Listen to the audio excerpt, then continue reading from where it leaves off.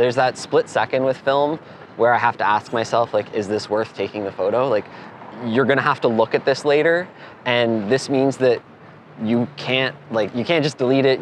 That frame is gone forever. So is this moment really worth capturing? There's a whole process. Like, you take the photo, but then there's all the work that comes after. And I think there's like a piece to be found or something. I don't know, like, I don't want to be too philosophical about it.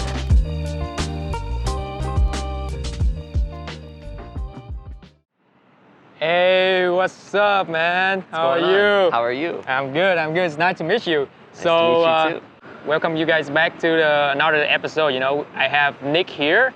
He's a photographer. I just met him through my friend Arpen, if you guys watched the episode with Arpen. So he introduced me to Nick. And this is the first time I met Nick. And we talked on Instagram, and now I have a pleasure to have him here. So yeah, Nick, can you introduce a little bit about yourself?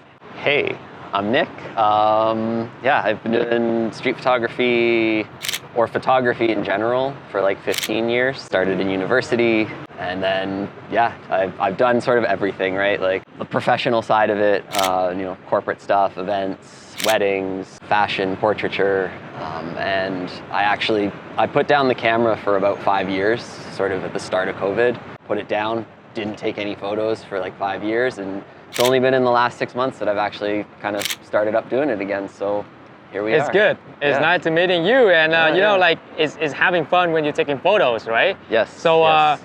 Walk us through the gear you're gonna bring with you today and what you're shooting on today. Sure. Today I've got the Canon Key.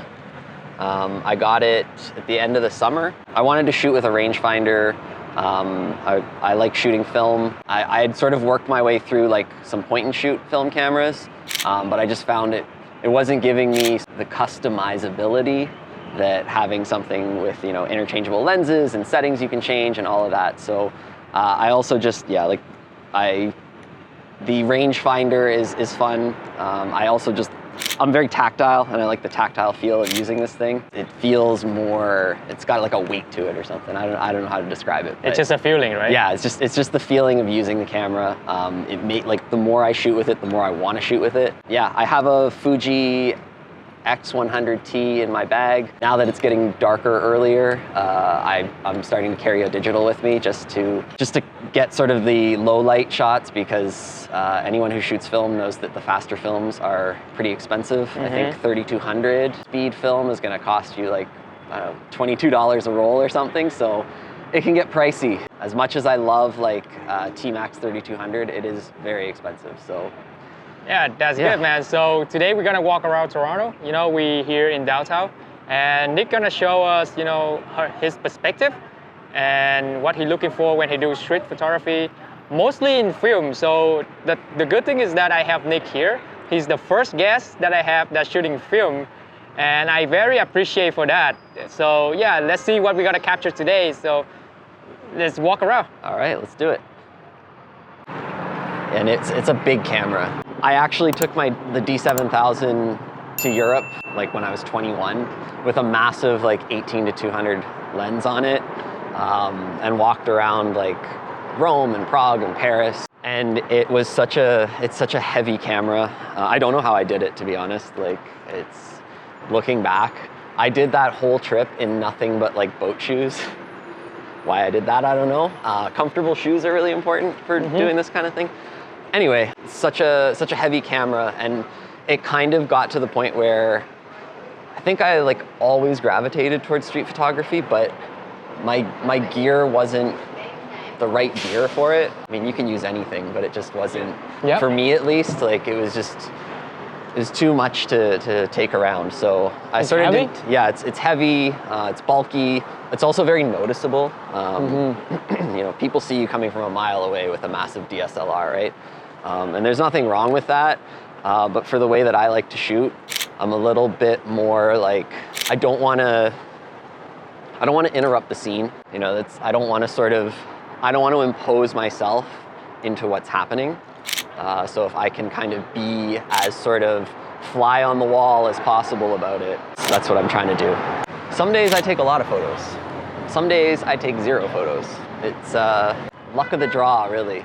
I feel like the days when I force it and I take sort of photos that I'm not really into just so that I feel like I took a photo, I never like them in the end. I'm always just like, I should have just not. So I hate wasting frames like that, especially shooting film. We'll see what happens today. I hope I shoot a lot today because it'll make this much more interesting. Yeah, I would love to see that too. Yeah, man, so let me know how you start photography and, like walk us through what is the inspirations for you to actually start doing photography. Okay, I started out, I went to Toronto Metropolitan University, TMU. I graduated in 2012, but in my second last year, I signed up for a photojournalism course in Prague before I'd even picked up a camera. I knew nothing about photography. Signed up for the program, got into the program. It was like a week-long workshop. So I went to the photojournalism prof and was like, hey, I'm doing this program. I've never used a camera before. What should I buy? And he was like, well, what do you know about photography? And I was like, nothing. They're gonna teach me, aren't they? And he was like, okay, we can't, we're a reputable university. Our journalism program is like renowned. We can't have you going and doing this workshop without knowing anything first. So he mentored me for a few months and sort of taught me the basics. Yeah, I did the workshop. It went well. The more I did this, the more I fell in love with it. And then when I was graduating, I guess it was the summer after I graduated, the photojournalism prof who mentored me called me up and he was like, hey, do you want to do this charitable climb up Mount Kilimanjaro? I was supposed to do it, but I'm injured and I can't do it. If you're interested, I'll suggest you. And so they chose me to do it. I got to go to Tanzania, climb Mount Kilimanjaro, and document it for this charitable organization. And that was my first gig. My first gig was climbing Mount Kilimanjaro. And it's kind of, it's a high bar to set. And it was like a very challenging first assignment, but I did it. Would I do it different now? Probably, but I did it. And that's how I started out. That was the start. I'm really into street photography right now, right? So street photography wise, I look at tons of photo books. I love the work of Alex Webb. Okay. I love how he captures scenes. So I'm kind of always looking for scenes. Like I like getting characters. I like sort of those isolated characters, but that's sort of just the in between the scenes kind of stuff. I really like getting those sort of moments that have a story kind of baked into them. So there's a ton of other photographers that inspire me. There's a ton of photographers that I would call colleagues and friends that inspire me. I can rattle off that list of names for you if you want. There's Visuals by Ebby. I don't know his last name. His first name's Ebby. Love his work. Love his work with film. His YouTube channel's great. There's also Shaka. She lives in New York, spends time in Toronto and Montreal as well. She shoots everything on iPhone, and it's incredible. I know there's photographers that kind of look down on iPhone, but honestly, I love my iPhone. I love shooting with the iPhone, and I think it's as far as a digital point and shoot, it's the best digital point and shoot you can get is your iPhone. So yeah, Shaka's great. I'm gonna think of more names. There's so many names that I want to shout out that I could shout out. But, those are two for now, and as we go on, I'll think of more. Start out here. It's just a good place to kind of. You got to get a few frames of just random stuff just to get you going. Since I've started doing this more and being outside all the time, I'm become much more aware of just light, which I know is a no-brainer for photographers, but it really, I notice the light in the day so much more, which yeah, I don't know. Yeah, the sun came out pretty nice. Yeah. Even though we have a cloudy day, Yeah. but kind of like we have some sun here. I was on Threads and someone was talking about how Toronto is such a like bad place to do street photography and how there's no good light, and I'm like, have you even been outside? Like, I don't get that. They're not outside enough. Just you gotta walk around, and like if you're not finding things in like a large North American city, you're not looking hard enough.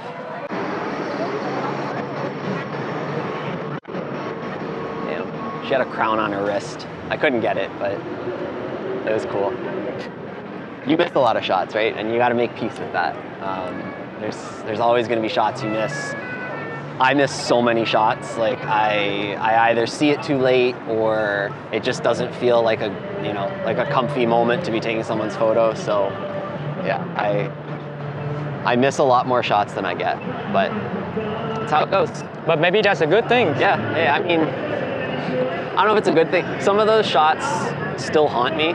Like I can think of certain shots that I've missed in my time doing this that I wish I'd gotten. But for the most part, yeah, like, you miss one, there's gonna be another one. Last time you say is that you start photography when you joined the journalism courses. Mm-hmm, yeah. So walk us through when is the time that you feel photography, like gonna be the passion that you're gonna do for maybe the rest of your life? That's a good question. I guess after that sort of first major assignment, that felt like a sign that, oh, you should pursue this, which I did. I pursued it professionally for a long time, doing the whole freelance thing and some success. I mean, I got some gigs, but for the most part, it just, when you do something that like you enjoy and you start doing it for like, to make money and to sort of make a living at it, it really changes sort of your relationship to it. Doing sort of the freelance, photojournalism or event, corporate kind of gigs, it wasn't for me. It wasn't for me, and it wasn't fun. Didn't make me happy. So I gave that up. Took a break for a couple of years where I was doing mostly sort of street and here and there I do an assignment. I had some clients, but for the most part it was just kind of on the back burner, let's say. And then it started to kind of break my heart to see my camera sort of gathering dust. So I was like, what is that? What am I sort of drawn to? And fashion was sort of something that, images, like fashion photography, those images, they've always sort of been, I think they're really cool. Like that's, to put it simply. I love fashion too, man. Fashion photography is cool. So, of course. Yeah, it's cool. So, one of the first photo books I had was Helmut Newton, and he does a lot of like black and white, kind of really sort of moody, almost surreal-y kind of fashion photography. So I was like, this is one of the first photo books I had. This kind of, inspires me, so I should look into doing fashion photography. So again, I did like a continuing education course at OCAD in like business of fashion photography. And from there, I started assisting at a studio for a photographer named Chris Nichols. Shout out Chris Nichols. And yeah, so I did that for about 2.5 years.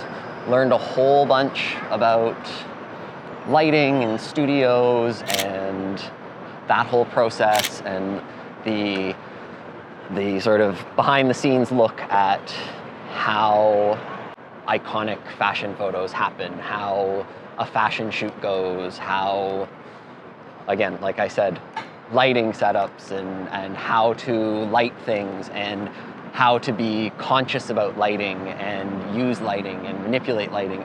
Lighting.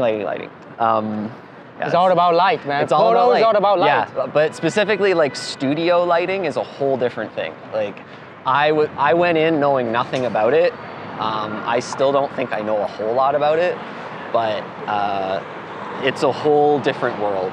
And the things you can do with light And the things that like Chris and his team knew how to do with light was like, wow, man, like just very inspiring and also very humbling, because you realize how much like expertise and experience you need to sort of dedicate to be able to do that stuff. So yeah, like I'm really forever grateful for that opportunity. And I mean, I pursued doing like fashion photography also for like a living, but it's hard to break into that. And to be honest, I think at a certain point I just felt like I was kind of doing it for the wrong reasons.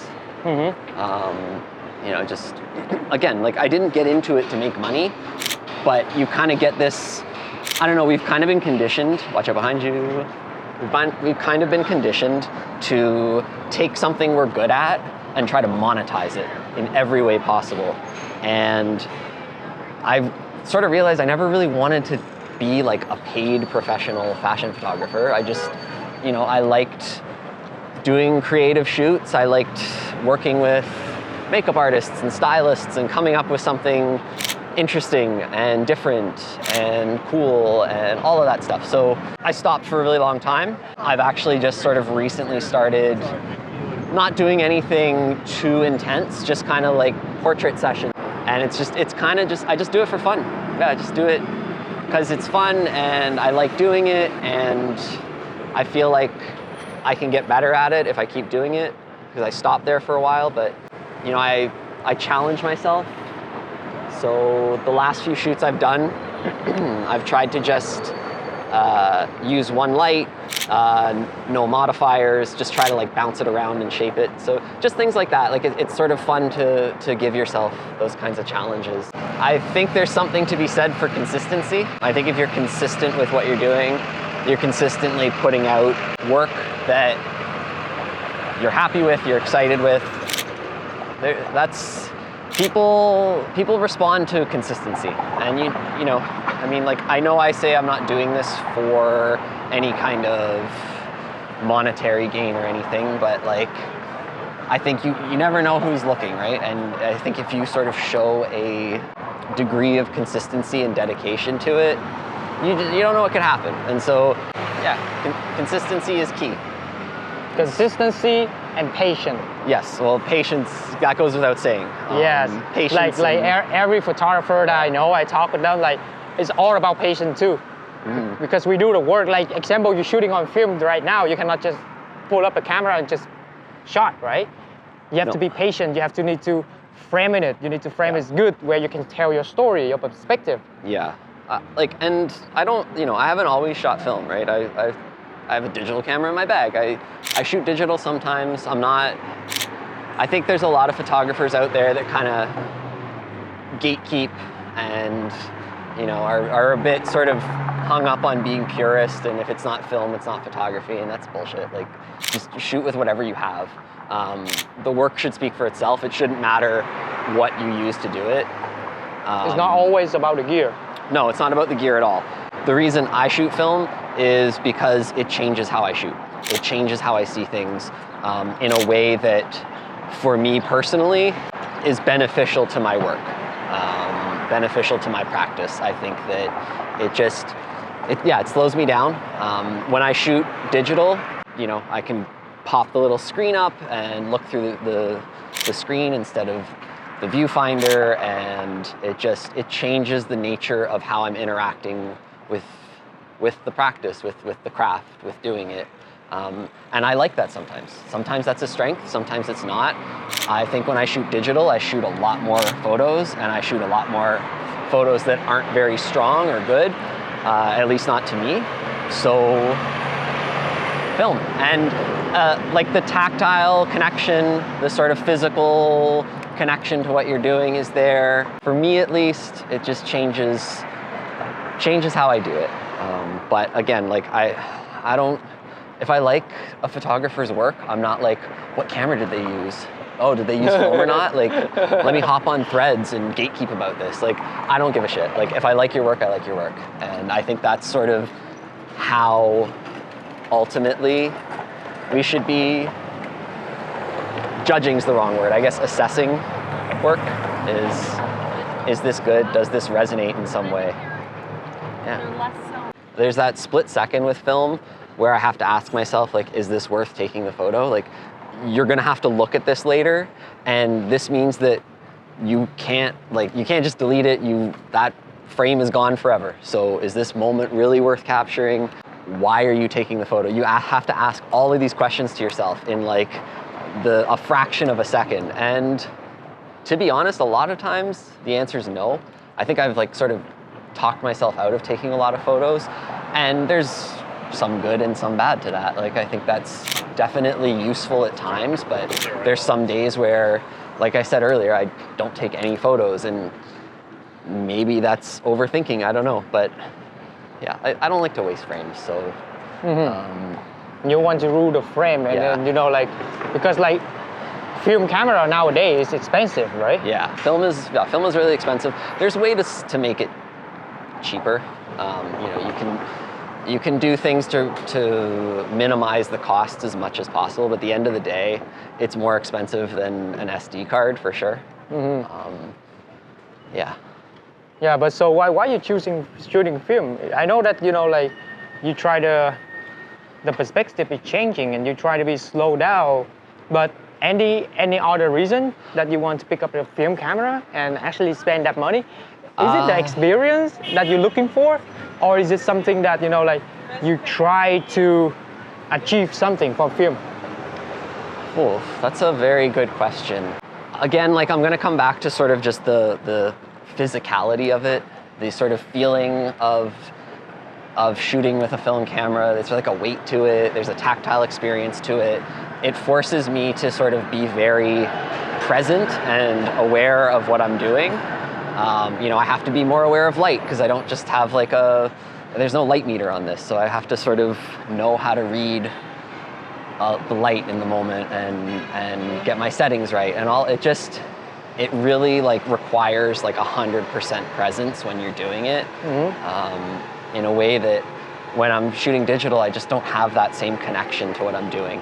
And there is like there's a ritual to it too, right? Like, I mean, shoot the film, you either drop it off at the lab or develop it at home, and then you scan your negatives if you're digitizing them, or you go in a dark room and you print them. There's a whole process. Like, you take the photo, but then there's all the work that comes after, and I think there's like a piece to be found or something. I don't know, like, I don't want to be too philosophical about it, but like, Okay. I definitely I like routines, and you know, when I know I have a bunch of negatives to scan, I look forward to that. I look forward to just sitting there, and a lot of people hate on the process of scanning negatives, but I actually really like it. You just sit there, you know, you can only scan so many at a time depending on the scanner you have, and it's just, you know, It's just a it fun slows you down. experience, It slows you down. It makes you more present, and I feel like that's just something that I've been kind of craving. So, yeah, just again, I'm not trying to be too philosophical about this. I think I just like the process, to be honest. Another one of my favorite intersections. I come here a lot.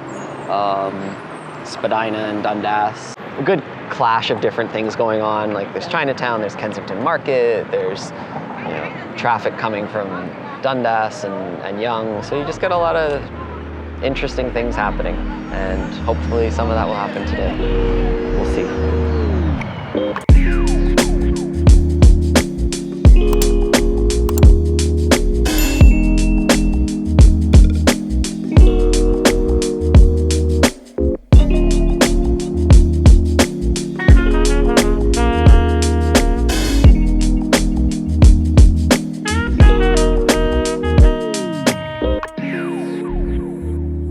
So when you are shooting on film, Yes. right? Walk me through the process before you roll the film in the camera and start shooting it. So I usually choose like a 400 speed film. I find it sort of the most versatile without getting like super grainy. I do love the like 3200 film, which is a lot faster but a lot grainier. And so if that's a look you're going for, it's really great. But I normally stick with 400. I've been shooting mostly black and white lately just because it's cheaper than color. So yeah, shoot mostly 400 speed, black and white. I'm not like super committed to any like one film stock, so I've been shooting mostly T-Max, but I also, I've got Kent Neary in here right now. I've got a couple boxes of Tri-X in my bag because I've never tried it before. So that's the before process, I guess, is just selecting a film that's gonna work for your style of shooting. And I'm very like run and gun kind of thing. Like I don't know that I'm gonna take the shot until I need to take it, so I need something a little bit faster. Yeah, that's the before process. And how about that? After you choose the film that fit with your style, what do you do next? Yeah, load it in your camera and start shooting.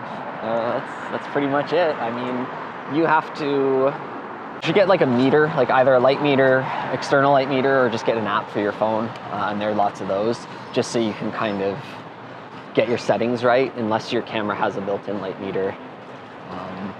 If it doesn't though, and a lot of the old ones don't, or they have ones that don't work. Yeah, just there's apps for your phone, and they're not as accurate as an actual light meter, but they get you within the range. What I've learned shooting film is that it's better to overexpose than underexpose, which is kind of opposite to digital. I find that with digital, you can really underexpose and pull up the shadows. If you lose detail in the shadows with film, at least in my experience, I have a lot harder time like pulling anything out that looks usable. So I overexpose, expose for the shadows. I'm not saying anything profound here, but yeah, so that's it. Any tip when you go out, example on a day like this, we have sun in the beginning, but now it's cloudy, right? So how you handle the situation when you shoot with film. In digital, it's easy because we change ISO, but with film, you're only stuck with one. Do you adjust anything to match with the scenes? Yeah, you have to decide, you kind of have to be your own aperture.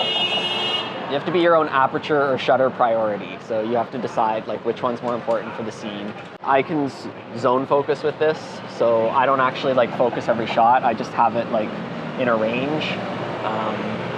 And so yeah, like I know that at a certain f-stop, a certain amount of what's in front of me is going to be in focus, and you just kind of get good at knowing what that distance looks like. And you can kind of just, at home, you can set something 2 meters away and say, okay, that's what 2 meters away feels like.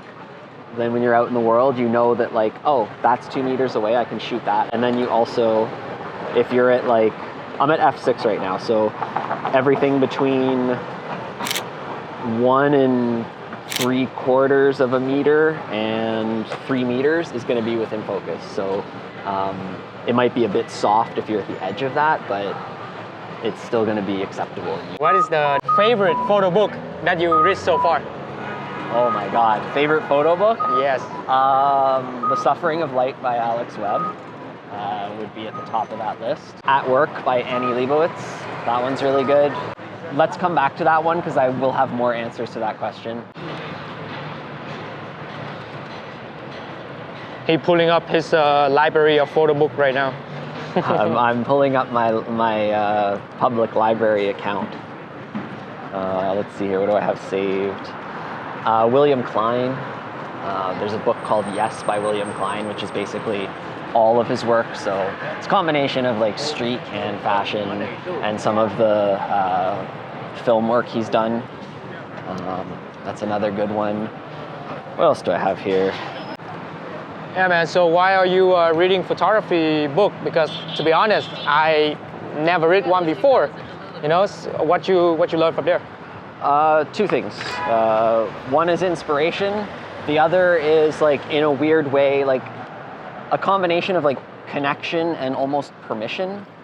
I'll explain that in a second, but inspiration is obvious. Like you see how different photographers have different styles, and some of the books will kind of go into their approach.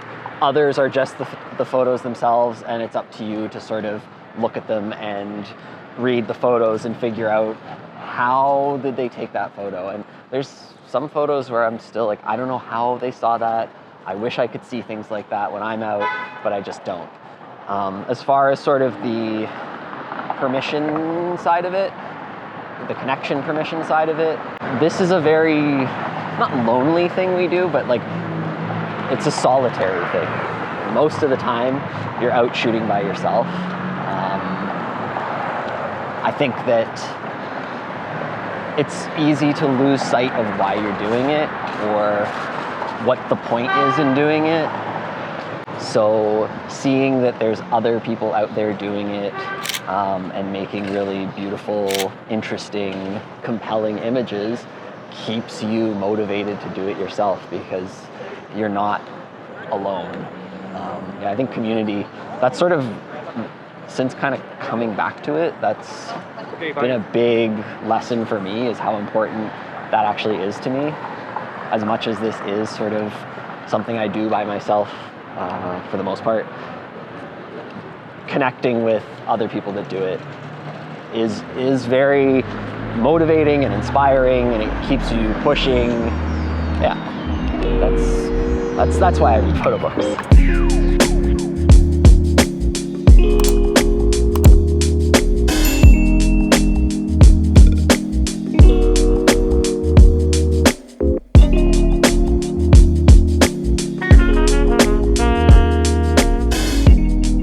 What are you trying to do there? Back there, I was just trying to, the wind was kind of blowing a tuft of his hair up, and I thought that was interesting. So I went over and the wind stopped, but a lot of the time when I approach a situation like that, you know, I stand out. You know, I've bald head and a big beard, like people notice me. So it's not about sort of sneaking into a scene, but it's more about just kind of not being there to get the subject, or to look like I'm not there to get the subject. Mm-hmm. So I tend to do a lot of like looking past people, or just kind of like looking around. Pretend to sort of, not pretend, but I try to seem like I'm a tourist. So, you know, we're back there at the AGO, kind of, you know, people expect you to be a tourist there. So anyway, the wind stopped blowing, so I didn't get the shot, but that is sort of the approach, is just to kind of like ease your way into the scene without being like really aggressive about being in the scene. And I'm not really big on like jamming a lens in someone's face to take a picture. If it kind of presents itself in a way where I'm not going to interrupt or impose on the scene, but I can still get the image, that's kind of what I'm going for. Yeah, man, because like from what I feel, when we do street photography, we are like an actor too. yeah, that's a big part of it, is sort of, it is acting, and it's, in a way, you have to read the person too. You have to be able to read how aware of me are they? How, you know, are they okay that I'm in this space? Has it altered their body language? Have they turned away? Are they sort of wondering what I'm doing? And a lot of people aren't. A lot of people just don't pay any attention to it, and that's the best, because then you can just take your picture and move on. So can you walk me through like zone focusing? Focusing? Yeah. Yeah, so if your lens has like the aperture ring on the outside, I don't know, maybe it doesn't have to have it on the outside actually. Anyway, most lenses will have like a distance reading on them, and it'll also have your f-stop on them. So you can see that if you set your f-stop to, I'm at 5.6 right now, so everything between 1.5 meters and just over 2.5 meters is going to be relatively sharp and in focus. And as you open up your aperture, that zone gets a lot shallower, but as you stop down, if you're shooting at like f11, you can get most fair distance in front of you in focus. And then it's just a matter of sit in your living room, pick an object, and focus on it, and then you get to learn sort of just by looking how far away something is. That's the basics of it. There's probably people on YouTube that do a much more eloquent job of explaining this. I recommend doing that and practice. So you just gotta practice. Ultimately, that's what it all comes down to, is the more you do it, the better you get at it. Sometimes I'll do like from the hip, shooting from the hip, no look kind of thing. It really depends on the situation. I know a lot of people don't do that, but I think there's some moments where it's actually a good thing. Again, as far as not like interrupting the scene or anything like that. Oh, they're too far away. I'm just gonna cross the street real quick.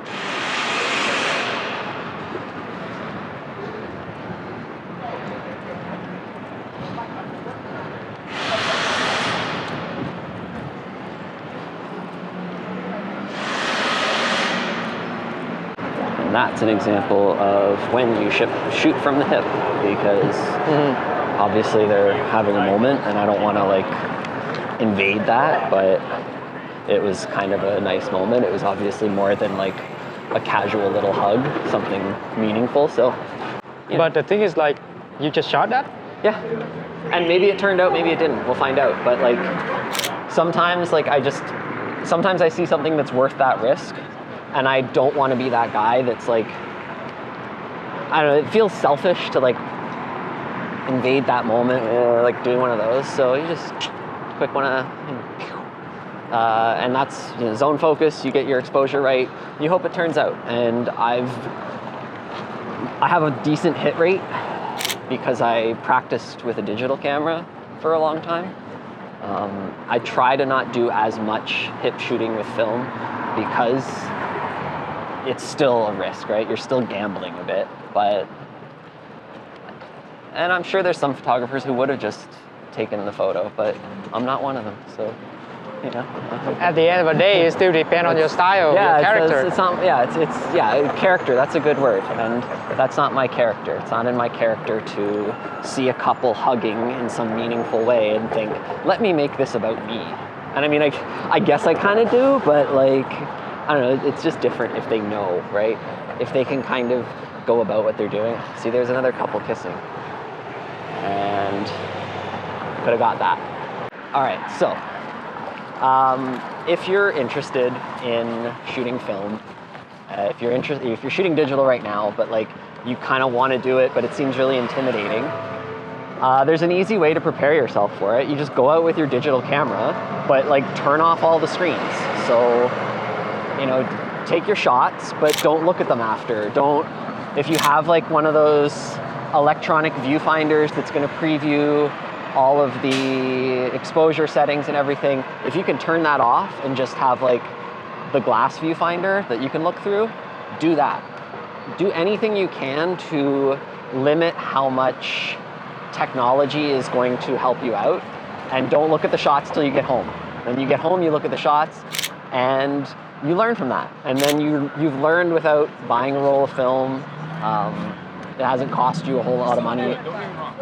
You know, maybe you lose some good photos that you wanted to get, but if you're interested in doing it, that's the best way to practice without having to sink a bunch of money into it. And film is forgiving. You know, it's more forgiving than people think. It's intimidating for sure. Sometimes I'm not sure that I got the shot, but yeah, all I'm saying is you don't need a film camera to shoot in the same way you would with film. My favorite film, I like T-Max.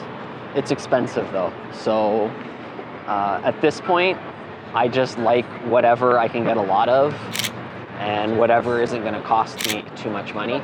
For portraits, if you see any of the portraiture work I've done in the last couple months, all of the film photos from that, because it's a mix of digital and film, but all of the film at least is Kentmere 400, which is, I think, $9 a roll.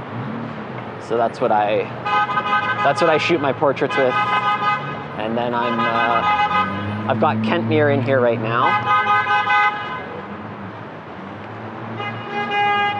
These guys are interrupting me. I'm trying to. Yeah, I know. Trying to explain some stuff here.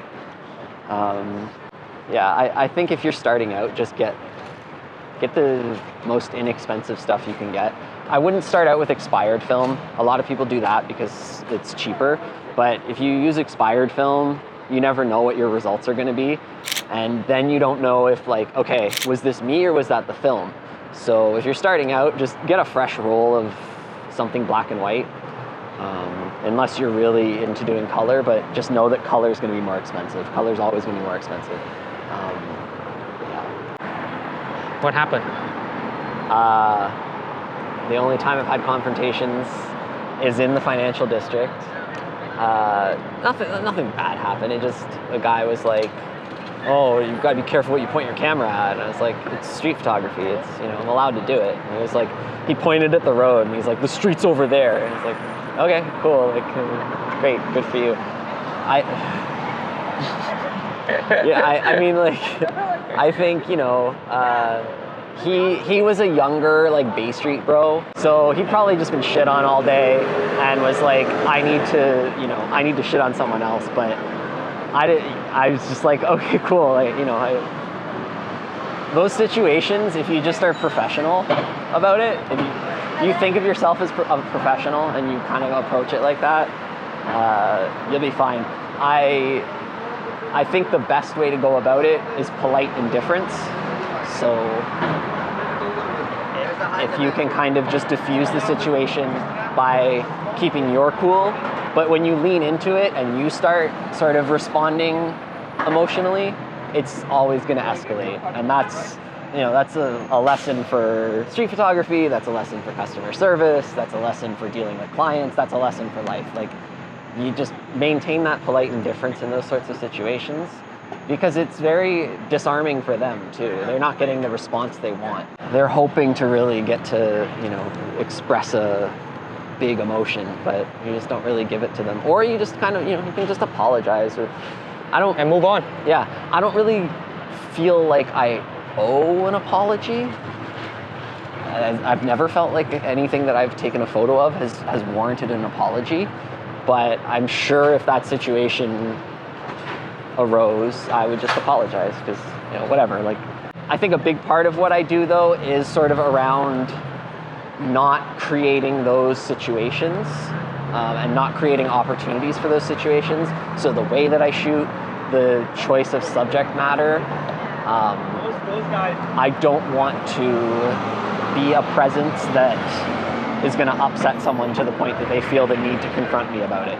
And sometimes people just want to know what you're doing. Yeah. You know? Yeah. So you just finished the roll? Yeah. You were getting some street photos while I got the last shot. So now we're rewinding. How long till we gonna get the roll back, like the film back? So I just started developing at home, like literally yesterday. So I think I'm gonna try developing this at home, which is scary for me because, you know, you can mess it up, but I don't think I will. Yeah. So how long will it take? As long as I have time tonight, by tomorrow they'll be ready to go. Oh, that's nice. Yeah. So there it is. There's your finished roll. Yeah. Now we're gonna load up some Tri-X in my bag here somewhere. Can you show me the roll? I can. Okay. Got this at Downtown Camera. Shout out Downtown Camera. Everyone there is so nice and helpful, and especially with starting to do my own developing, I picked all their brains about it, and they all gave me so much advice and support. So yeah, if you're looking for that kind of thing, Downtown Camera is a great place to go. I've been going there basically since I started doing photography.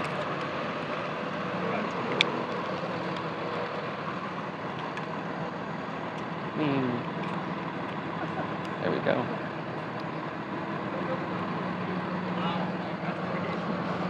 I feel so on the spot here, like I don't want to mess it up.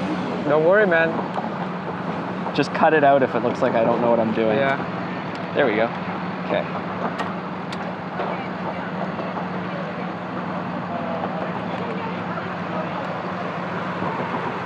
All right, we are back in business. Yeah.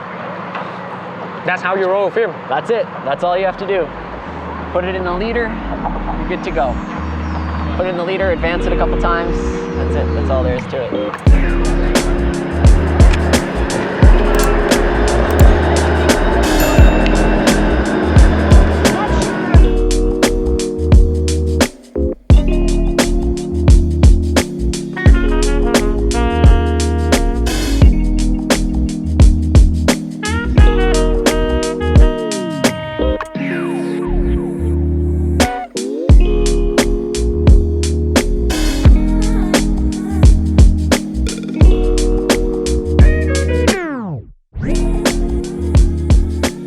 like I said earlier, you sort of have to like look through them, or look like you're a tourist, or look like you're taking pictures of architecture, because there's, especially in the financial district, there's lots of guys out here with cameras taking like photos of the buildings, taking those kinds of like, the moody sort of cinematic like skyline photos. So you just kind of pretend like you're one of those, and you just sort of point up, and then you just kind of adjust, you just like that, and you get your shot and carry on. You hope it's in focus, and you hope it's exposed right, and yeah.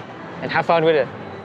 Yeah, exactly. And people see that you're taking a photo, so it's not like you're doing anything sneaky, but if you really, like, my way of doing it, again, is like, I want to get as close as possible to what I want to photograph without interrupting it, without interfering with it, without sort of being a part of the scene myself. Because you're here. Oh, that's okay. Why? Because it's very obvious what I'm doing. And like, actually, honestly, it kind of builds my confidence. Situations like that, I don't normally just like do it if there's not a whole lot going on, but I like the light here. The light at this corner is really nice, and so group of people, just good like documenting life in the city. I've been thinking a lot about like publishing lately, and about sort of images together, so I don't sort of worry about like every image needing to be like a certain style or a certain kind of strength, or like I need to like it in a certain way, because images like that, if I sequence them, they're good for like pacing, they're good for just kind of creating a different mood that isn't what I'm necessarily responding to in the moment. And when I have taken those photos, later on I've actually really liked them, especially like paired with something else. It's kind of like a good way to balance certain kinds of images. And honestly, like community, going to events, sort of engaging with the photography community, or sort of doing your part to kind of positively contribute to it. I think that's a really great way to stay motivated. And honestly, like recognizing when you're not motivated too. Recognizing when you just don't feel like it, or you're not feeling it, and accepting that there's going to be days like that, or weeks like that, and just letting it happen. And sometimes I'm like, I could go out today, but I honestly need to just like stay home and rest my mind, rest my eye, whatever it may be. Yeah, that's how I stay motivated, is just trying to find a way to balance it. And I think sort of being aware of your relationship to it, which is something that I think I already mentioned, but being aware of your relationship to what you're doing and why you're doing it is a big thing. Because if you're doing it for, not the wrong reasons, but if you're doing it for reasons that don't feel good to you, you're not going to be able to stay motivated at it. And I feel motivated right now. That could change though, and we'll see. We'll see, right? Who knows, right? That's the creative process, I guess. That's, there's lots of artists out there who do things for a while, stop cold turkey, and then do them again. And I think I really fall into that camp of, I'll go hard at something, and then I'll just stop one day. I'll just be like, I need a rest. I'm going to put it down for a while.